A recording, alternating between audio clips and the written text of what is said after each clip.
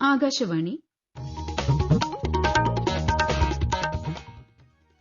നമസ്കാരം. പ്രാദേശിക വാർത്തകൾ വായിക്കുന്നത് അശ്വതി.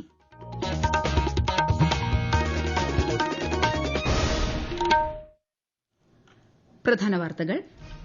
രാജ്യത്തെ നീതി നിർവഹണ പ്രക്രിയയിൽ സുപ്രധാന പങ്കുവഹിക്കുന്ന ഫോറൻസിക് മേഖലയിലേക്ക് വനിതകൾ കൂടുതലായി കടന്നുവരുന്നതിൽ അഭിമാനമുണ്ടെന്ന് രാഷ്ട്രപതി ദ്രൌപദി മുർമു. ജിജ്ഞാസയാണ് ശാസ്ത്രത്തിന്റെ മാതാവെന്നും ശാസ്ത്രവും അറിവും ചേർന്നാൽ എല്ലാ പ്രശ്നങ്ങൾക്കും പരിഹാരമാകുമെന്നും പ്രധാനമന്ത്രി നരേന്ദ്രമോദി. വയനാട് പുനരധിവാസം സമയബന്ധിതമായി നടപ്പിലാക്കാനുള്ള പ്രവർത്തനങ്ങളാണ് സർക്കാർ കൈക്കൊള്ളുന്നതെന്ന് മന്ത്രി കെ രാജൻ. സംസ്ഥാന ടെലിവിഷൻ പുരസ്കാരങ്ങൾ ഇന്ന് സമ്മാനിക്കും. തിരുവനന്തപുരത്ത് ടാഗോർ തിയേറ്ററിൽ മന്ത്രി സജി ചെറിയാൻ പുരസ്കാരങ്ങൾ വിതരണം ചെയ്യും. സംസ്ഥാനത്ത് കനത്ത ചൂടിന് ആശ്വാസമേകി മഴ മുന്നറിയിപ്പ്. തിരുവനന്തപുരം, കൊല്ലം, പത്തനംതിട്ട ജില്ലകളിൽ നാളെ മഞ്ഞ ജാഗ്രത. കേരള ലക്ഷദ്വീപ് തീരങ്ങളിൽ നാളെ മത്സ്യബന്ധനത്തിന് വിലക്ക്. രഞ്ജി ട്രോഫി ക്രിക്കറ്റ് ഫൈനലിന്റെ മൂന്നാം ദിനം വിദർഭയ്ക്കെതിരെ കേരളത്തിന്റെ ഒന്നാം ഇന്നിംഗ്സ് ബാറ്റിംഗ് പുരോഗമിക്കുന്നു. വാർത്തകൾ വിശദമായി. രാജ്യത്തെ നീതി നിർവഹണ പ്രക്രിയയിൽ സുപ്രധാന പങ്ക് വഹിക്കുന്ന മേഖലയാണ് ഫോറൻസിക് വിഭാഗമെന്നും ഈ മേഖലയിലേക്ക് വനിതകൾ കൂടുതലായി കടന്നുവരുന്നതിൽ അഭിമാനമുണ്ടെന്നും രാഷ്ട്രപതി ദ്രൌപദി മുർമു.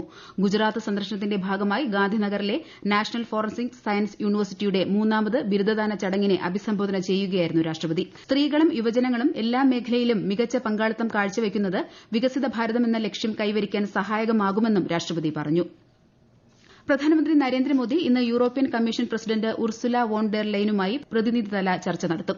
2 ദിവസത്തെ സന്ദർശനത്തിനായി ഇന്നലെയാണ് യൂറോപ്യൻ കമ്മീഷൻ പ്രസിഡന്റ് ഇന്ത്യയിലെത്തിയത്.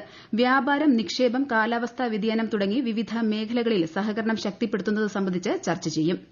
ഇന്ന് ദേശീയ ശാസ്ത്രദിനം.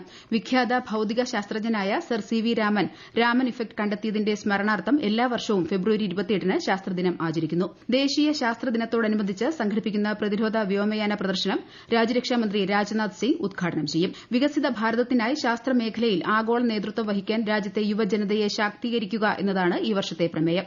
ശാസ്ത്രദിനത്തിൽ കാലാവസ്ഥാ വ്യതിയാനങ്ങളെ നേരിടാൻ AI പോലെയുള്ള സാങ്കേതിക വിദ്യകളുടെ ആവശ്യകതയെക്കുറിച്ച് CUSAT advanced centre for radar research director doctor Abhilash Akashvani വാർത്തകളോട്.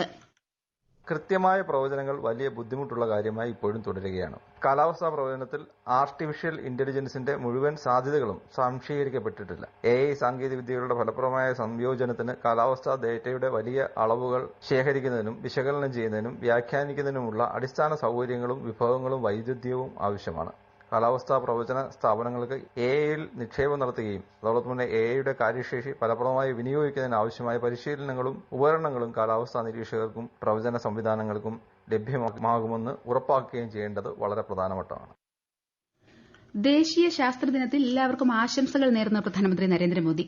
ജിജ്ഞാസയാണ് ശാസ്ത്രത്തിന്റെ മാതാവെന്നും ശാസ്ത്രവും അറിവും ചേർന്ന് എല്ലാ പ്രശ്നങ്ങളുടെയും പരിഹാരത്തിലേക്കുള്ള വാതിൽ തുറക്കുമെന്നും സമൂഹമാധ്യമത്തിൽ പ്രധാനമന്ത്രി കുറിച്ചു. വയനാട് പുനരധിവാസം സമയബന്ധിതമായി നടപ്പിലാക്കാനുള്ള പ്രവർത്തനങ്ങളാണ് സർക്കാർ കൈക്കൊള്ളുന്നതെന്ന് മന്ത്രി കെ രാജൻ. പുനരധിവസിപ്പിക്കേണ്ട ആളുകളുടെ ആദ്യ പട്ടിക സർക്കാർ തയ്യാറാക്കിയിട്ടുണ്ട്. 2ാം പട്ടിക ഉടൻ പൂർത്തിയാകും. ആദ്യ 2 പട്ടികയിൽപ്പെട്ടവരും നേരിട്ട് ദുരന്തത്തിൽപ്പെട്ടവരാണ്. ജനങ്ങൾക്ക് ഇതിൽ ആശങ്ക വേണ്ടെന്നും അദ്ദേഹം തൃശൂരിൽ മാധ്യമങ്ങളോട് പറഞ്ഞു. ഫസ്റ്റ് ഫേസായി തയ്യാറാക്കുന്നതും സെക്കൻഡ് ഫേസായി തയ്യാറാക്കുന്നതുമായിട്ടുള്ള ലിസ്റ്റ് പൂർണ്ണമായിട്ടും ദുരന്തത്തിൽ നേരിട്ടിടപെട്ട് വീട് നഷ്ടപ്പെട്ടവർ, ഇനി അങ്ങോട്ട്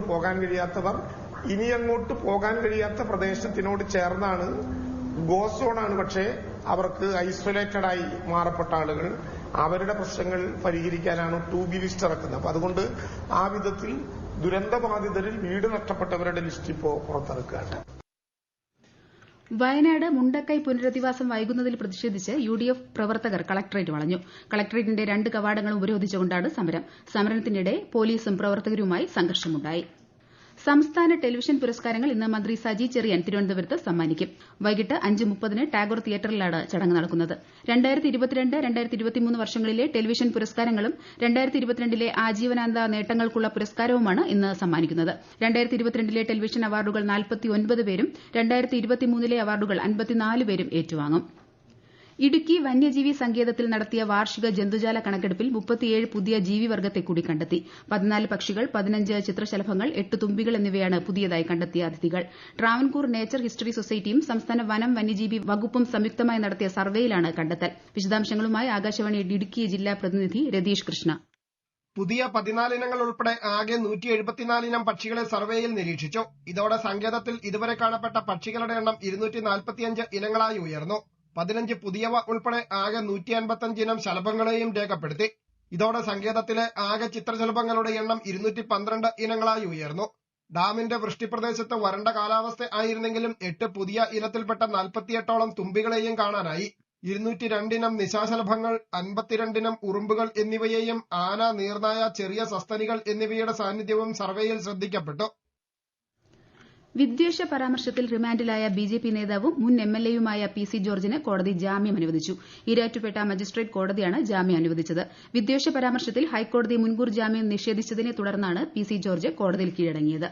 ഈ വാർത്തകൾ ആകാശവാണിയിൽ നിന്ന്. ആകാശവാണി വാർത്തകളും വാർത്താധിഷ്ഠിത പരിപാടികളും all India radio news Thiruvananthapuram YouTube ചാനലിലും all India radio news Thiruvananthapuram Facebook പേജിലും AR News_ തിരുവനന്തപുരം ഇൻസ്റ്റഗ്രാം അക്കൌണ്ടിലും AR News_TVM X ഹാൻഡിലും ലഭ്യമാണ്.